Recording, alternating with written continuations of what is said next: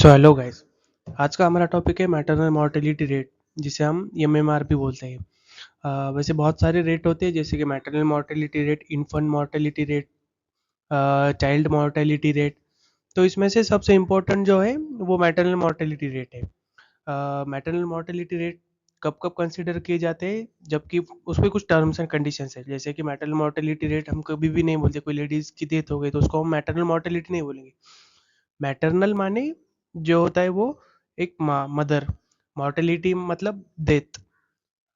तो इसको हम ऐसे अलग अलग सेपरेटली पढ़ेंगे कि जैसे मैटरनल माने प्रेग्नेंट लेडीज, और मॉर्टेलिटी मतलब डेथ होता है।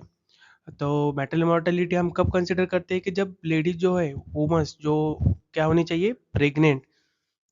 प्रेग्नेंट होने के बाद अगर उसने चाइल्ड बर्थ भी किया हो, या प्रेगनेंसी मिसकैरेज भी हो गई हो, एबॉर्शन भी हुआ हो, तभी भी हम उसको मैटरनल मॉर्टेलिटी में कंसिडर करते हैं। पर कब करते हैं, जबकि 42 डेज, 42 डेज के अंदर मैटरनल मदर की अगर डेथ हो जाती है तो उसको हम क्या बोलते हैं, मैटरनल मॉर्टेलिटी रेट।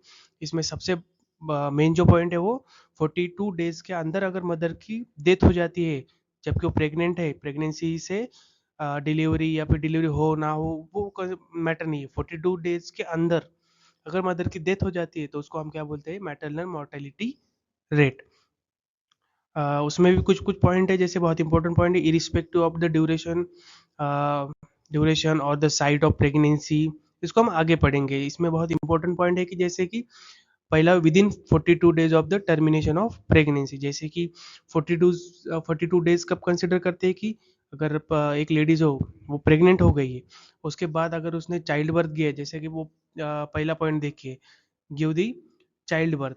ये तो चाइल्ड बर्थ हो गया हुआ, उसके बाद अगर 42 डेज के अंदर अगर लेडीज की डेथ हो जाती है, वो मदर की डेथ हो जाती है, तो उसको हम मैटरनल मॉर्टेलिटी में कंसिडर करते हैं। उसके बाद क्या है, हैज़ अ मिसकैरेज, अगर वो बर्थ भी नहीं देता है, अगर लेडीज बेबी को बर्थ नहीं देती है, पर मिसकैरेज हो जाता है, डेथ हो जाता है, बेबी मिसकैरेज हो जाता है, तभी भी हम उसको मैटरनल मॉर्टेलिटी में कंसिडर करेंगे।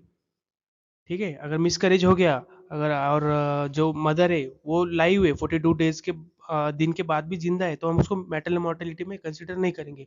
हम उसको कब कंसिडर करेंगे, कि अगर माँ ने बर्थ दिया हो एक बेबी को और 42 डेज के अंदर उसकी डेथ हो गई हो मदर की, तो हम उसको मैटरनल मॉर्टेलिटी बोलेंगे। अगर एक लेडीज प्रेग्नेंट हो गई, मिसकैरेज हो गया उसका, और 42 डेज के अंदर उसका डेथ हो गई, तो हम उसको मैटरनल मॉर्टेलिटी बोलेंगे। थर्ड पॉइंट है, हैज़ अ एबॉर्शन, अगर एबॉर्शन भी हो गया हो लेडीज का, और 42 डेज के अंदर उसकी डेथ हो गई हो, तो उसको हम क्या बोलेंगे, मैटरनल मॉर्टेलिटी। और भी पॉइंट है, जैसे कि एक्टोपिक प्रेगनेंसी, एक्टोपिक माने कहीं और जगह, जैसे यूटेरस हो, यूटेरस से बाहर हो गई, फैलोपियन ट्यूब में, ओवरीज में अगर इम्प्लांट हो गया हो, उसकी वजह से डेथ हो जाती है लेडीज की, तो हम उसको बोलते हैं मैटरनल मॉर्टेलिटी रेट।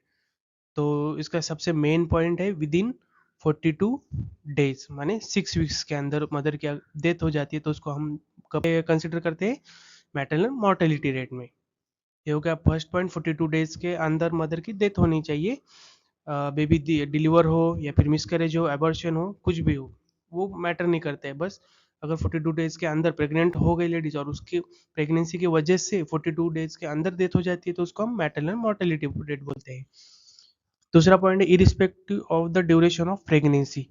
अब ये क्या होता है, ड्यूरेशन मैटर नहीं करता है। लेडीज अगर 1 महीने की भी प्रेग्नेंट हो, 3 मंथ की हो, 6 महीने की हो, 9 मंथ की भी हो, 2 महीने की भी प्रेग्नेंट हो, टाइम का कोई मैटर नहीं है। लेडीज प्रेग्नेंट थी ना, प्रेग्नेंट थी, और उस कहीं पे भी किसी भी साइड पे अगर इम्प्लांट हो गया हो, फैलोपियन ट्यूब में इम्प्लांट हो, एक्टोपिक प्रेगनेंसी हो जाए, तो कुछ मैटर नहीं करता है। लेडीज प्रेग्नेंट होनी चाहिए, प्रेगनेंसी की वजह से 42 डेज के अंदर अगर डेथ हो जाती है, तो हम उसको मैटरनल मॉर्टेलिटी रेट में कंसिडर करते हैं।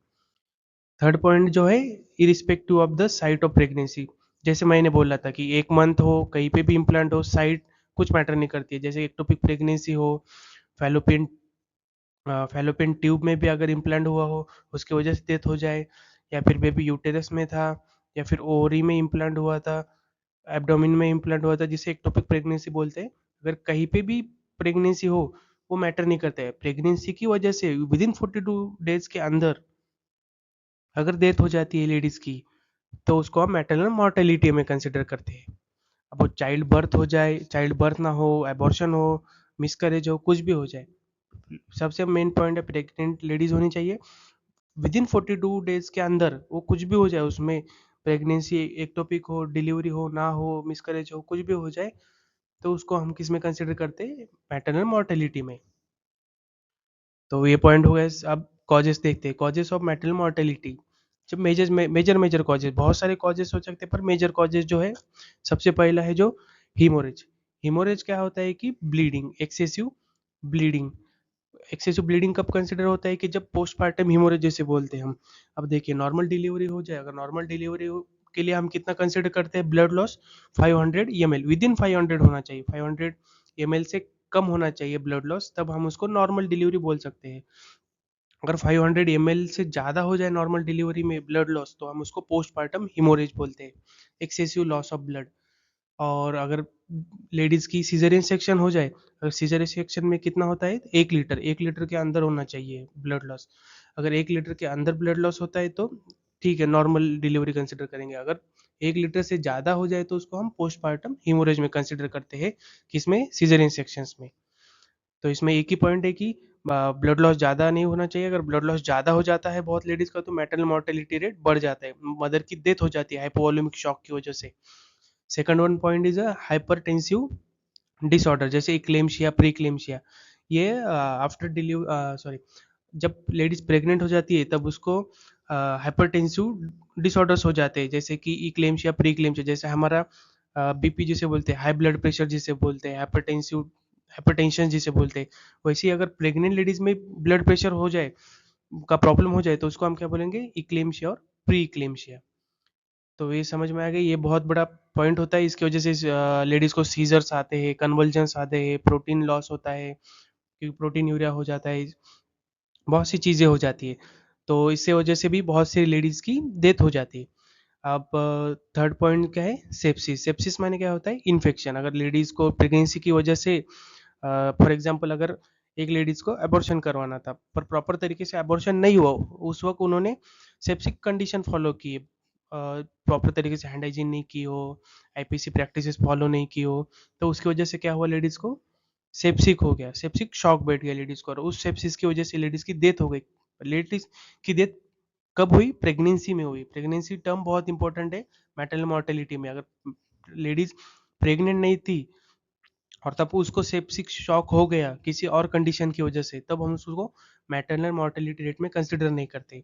हम उसको सेप्सिक शॉक हो गया, पर कब, जब लेडीज प्रेग्नेंट थी और विद इन 42 डेज के अंदर डेथ होगी, तो हम उसको क्या बोलेंगे, मैटरनल मोर्टेलिटी। अब उसके बाद अनसेफ अबॉर्शन। अनसेफ अबॉर्शन कब बोलेंगे, जैसे कि कोई प्रैक्टिशनर है, वो प्रैक्टिशनर प्रॉपर प्रैक्टिशनर नहीं हो, उसकी डिग्री फेक हो, उसने कई किसी डॉक्टर के अंडर काम किया हो, और उस वो सीख के उसने अबॉर्शन करना चालू कर दिया हुआ, तब अनसेफ अबॉर्शन। या फिर लेडीज ने अपने मन से ही पिल्स ले ली, यूट्यूब पे देख के, चैट जीपीटी पे देख के, अगर पिल्स ले ली, अबॉर्शन पिल्स ले ली खुद से, उस वजह से भी बहुत सारी लेडीज का डेथ हो सकता है। तो और ये पॉइंट है ऑब्स्ट्रक्टेड लेबर। ऑब्स्ट्रक्टेड लेबर माने अगर बेबी का जो है प्रेजेंटेशन, बेबी का जो प्रेजेंट होता है यूटेरस में, वो प्रॉपर तरीके से ना हो, जैसे शोल्डर प्रेजेंटेशन होता है, फेस प्रेजेंटेशन प्रॉपर तरीके से ना हो, ब्रिज प्रेजेंटेशन होता है कभी कभी, अगर प्रॉपर प्रेजेंटेशन ना हो बेबी का, तो उसकी वजह से भी क्या होता है, डेथ हो जाती है लेडीज की, क्योंकि प्रोलॉन्ग चलता है ना, ये सब पेनफुल होता है, प्रोलॉन्ग चलता है, बेबी अटक जाता है उस वजह से, क्योंकि कॉर्ड, कभी कभी कॉर्ड भी हो जाता है, वो कॉर्ड प्रोलैप्स हो जाता है, बहुत सारी कंडीशन आ जाती है ऑब्स्ट्रक्शन। बेबी हेल्दी भी होता है बहुत, की मैक्रोसोमिया बोलते हैं उसको हम। उसके बाद होता है एनीमिया। एनीमिया सबको पता होगा, जैसे कि खून में, सॉरी ब्लड में जो है एचबी लेवल बहुत कम हो जाता है, हीमोग्लोबिन का लेवल बहुत कम हो जाता है, उसकी वजह से भी लेडीज की डेथ हो जाती है, क्योंकि बॉडी हैंडल नहीं कर पाती ना, पहले से ही एचबी बहुत कम था। उसके लिए आयरन की टैबलेट भी देते थे हम, 180 डेज के लिए आयरन की टैबलेट, आयरन फॉलिक एसिड की टैबलेट गवर्नमेंट से लॉन्च होती है, तो 180 डेज के लिए एनीमिया में हम टैबलेट लेते हैं। पर अगर किसी लेडीज में प्रेगनेंसी हो गई और उसके बॉडी में पहले से ही खून की कमी थी, एचबी की कमी थी, उसके बाद वो प्रेग्नेंट भी हो गई, तो बेबी के लिए भी खून प्रोवाइड करना था, ये सारा अगर बॉडी मैनेज नहीं कर पाती है, तो उस कंडीशन में लेडीज की क्या हो जाती है, या फिर वुमेन्स की डेथ हो जाती है, मदर की डेथ हो जाती है। अब कुछ कुछ जैसे इनडायरेक्ट कॉजेज भी, इनडायरेक्ट कॉजेज में क्या आता है, मलेरिया, हार्ट डिसीजेस, HIV, ये सारे इनडायरेक्ट कॉजेस है, डायरेक्टली नहीं पता नहीं सकते कि इस वजह से ही हुआ है, पर मेजरली इससे हो जाता है, इसके लिए हम उसको हार्ट डिसीज है इनडायरेक्ट कॉजेस बोलते हैं। Then risk factor.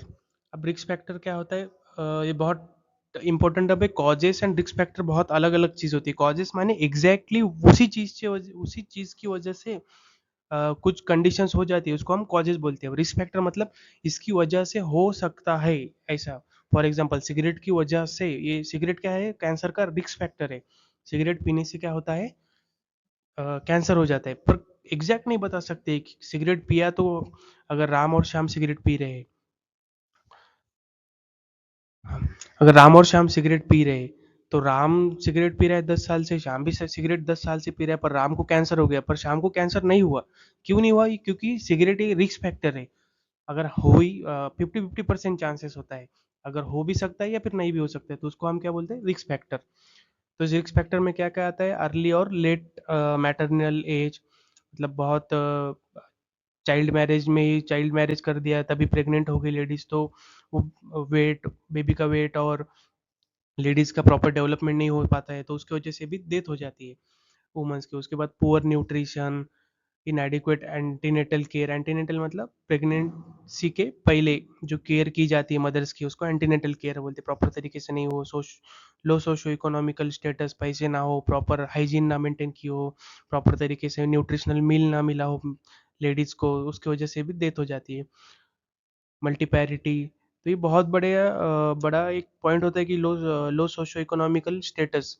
क्योंकि हमेशा देखना, जो लेडीज प्रेग्नेंट होती है ना, वो खुद, जो उसकी बॉडी होती है, वो उसकी बॉडी टोटली फोकस करती है बेबी की डेवलपमेंट में, ना कि खुद के डेवलपमेंट में। जैसे ही लेडीज प्रेग्नेंट हो जाती है, तो उसके बाद कंटिन्यू फोकस होता है कि प्रेगनेंसी ज़्यादा से ज़्यादा सेफली हो। पूरी बॉडी जो होती है वो बेबी पे फोकस करती है, बेबी के डेवलपमेंट में फोकस करती है। अगर प्रॉपर तरीके से न्यूट्रिशनल मील वगैरह ना मिले, तो क्या होता है, बॉडी की सारी न्यूट्रिशंस वगैरह बेबी को प्रोवाइड की जाती है, तो मदर के लिए कुछ भी नहीं बचता है ज़्यादातर, मदर वीक हो जाती है उसके लिए भी। तो ये बहुत बड़ा पॉइंट होता है, इकोनॉमिकल स्टेटस वो प्रॉपर होना चाहिए, न्यूट्रिशन प्रॉपर मदर को मिलनी चाहिए। अगर मदर को न्यूट्रिशन प्रॉपर मिलेगी तो बेबी को मिलेगी। एंड लास्ट वन पॉइंट है the lack of skilled birth attendance. जैसे कि पहले बहुत सी दाया करती थी डिलीवरी, तब इतना नॉलेज नहीं था, प्रैक्टिस से आता था वो नॉलेज।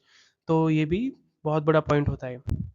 उसके बाद prevention of the maternal mortality, उसको प्रिवेंट कैसे कर सकते हैं हम? जैसे कि एंटीनेटल चेकअप होता है, हर मंथ में चेकअप होता है, जा जाके दिखाना पड़ता है, PSC CSC में हर जगह अवेलेबल होता है।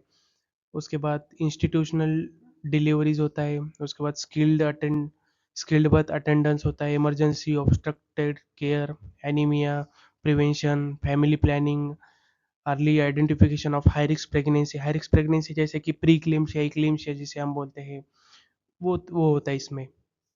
तो ये सारी अगर चीज़ें हमने पहले ही केयर सही सही तरीके से अगर मदर को दी, तो मैटरनल मोर्टेलिटी बहुत कम हो जाती है। तो ये सारे पॉइंट होते हैं। उसके बाद देखिए, अगर मैटरनल मोर्टेलिटी निकालते कैसे, ये बहुत से एग्जाम में आ जाता है, गवर्नमेंट एग्जाम्स में बहुत बार पूछा जाता है कि मैटरनल मोर्टेलिटी रेट कैसे निकालते हैं।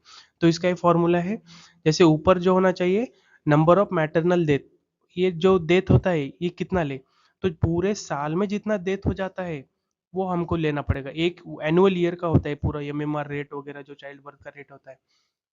तो नंबर ऑफ मैटरनल डेथ होता है पूरे साल में, मैटरनल डेथ कितना हुआ है, और नंबर ऑफ लाइव बर्थ चाहिए, डेथ स्टिल बर्थ हमको नहीं चाहिए। उसके के लिए क्या चाहिए हमको, नंबर ऑफ लाइव बर्थ, और मल्टीप्लाई बाय 1 लाख। ये बहुत बड़ा एक चीज़ है कि सिर्फ मैटरनल मार्टेलिटी रेट में ही 1 लाख होता है, बाकी जो रेट निकालते हैं उसमें 1000 ही होता है। तो ये आप ध्यान में रखिए कि 1 लाख होता है। उसके बाद फॉर एग्जांपल दिया है कि जैसे एक साल में इफ मैटरनल डेथ इज 5, अगर 5 डेथ हो जाती है एक साल में, और लाइव बर्थ कितना हो जाता है, एक 10,000 है ये, 10,000 हो जाता है। तो इसका अगर हम फॉर्मूले में डालेंगे, फॉर्मूले, if you will put in formula, तो कितना आता है उसका, 50 पर 1 लाख लाइव बर्थ, इतना एक रेट होता है। अगर 1 लाख लाइव बर्थ होते हैं, तो उसमें 50 लेडीज की डेथ होने के चांसेस है या हुए हैं। ये एग्ज़ाम्पल है, अगर यही एग्ज़ाम्पल है, फिर से मैंने रिपीट किया है प्रॉपर तरीके से।